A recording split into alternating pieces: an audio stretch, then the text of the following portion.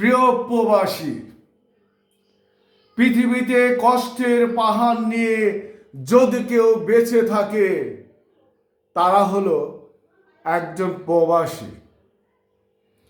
তাদের মনে অনেক কষ্ট, যেটা কেউ দেখতে পায় না।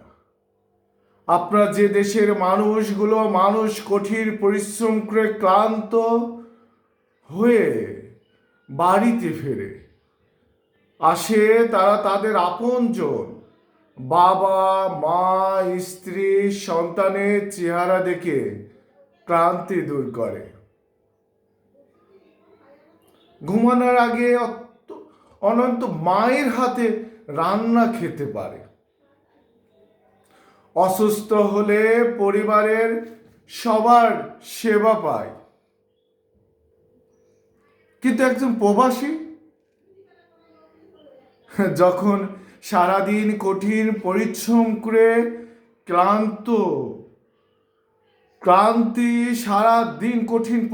করে ক্লান্তি হয়ে বাড়িতে ফিরে আসে, তখন তার নিজের খাবারটাও তাকে নিজের হাতে রান্না করে খেতে হয়। আর অসুস্থ হলে এক গ্লাস পানিও তাকে নিজে উঠিয়ে কষ্ট করে খেতে হয়। আসলে প্রবাসীরা এতটা অসহায় যে তারা নিজেরাও জানে না তাদের মৃত্যুর সময়